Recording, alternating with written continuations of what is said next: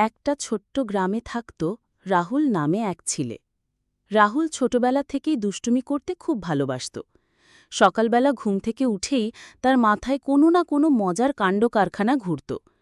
কখনো মায়ের হাঁড়ি পাতিল লুকিয়ে রাখত, কখনো বাবার চশমা আড়ালে রেখে দিত। ফলে সবাই হেসে লুটোভুটি খেত। রাহুলের সবচেয়ে প্রিয় কাজ ছিল বন্ধুদের সঙ্গে মাঠে খেলা। খেলার ফাঁকে ফাঁকে সে নানা মজার দুষ্টুমি করত, যেমন বন্ধুদের জুতো গাছের ডালে ঝুলিয়ে রাখা বা কলার খোসা রাস্তার উপর ফেলে দেওয়া। তবে তার এসব কাজের মধ্যে রাগের বদলে হাসির খোরাক বেশি ছিল। একদিন রাহুল ভাবল স্কুলে সবার সঙ্গে একটু মজা করবে। সে চকবোর্ডে শিক্ষকের বদলে একটা হাসি খুশি মুখ এঁকে দিল। শিক্ষক এসে দেখে প্রথমে একটু রাগ করলেন, কিন্তু পরে বুঝলেন এটা রাহুলের কাজ। সবাই মিলে হেসে উঠল। রাহুল দুষ্টুমি করলেও তার মন ছিল খুব ভালো।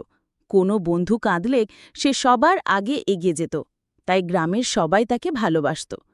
রাহুলের ছোটবেলার দুষ্টুমি আজও গ্রামবাসীর মনে হাসি ফোটায়।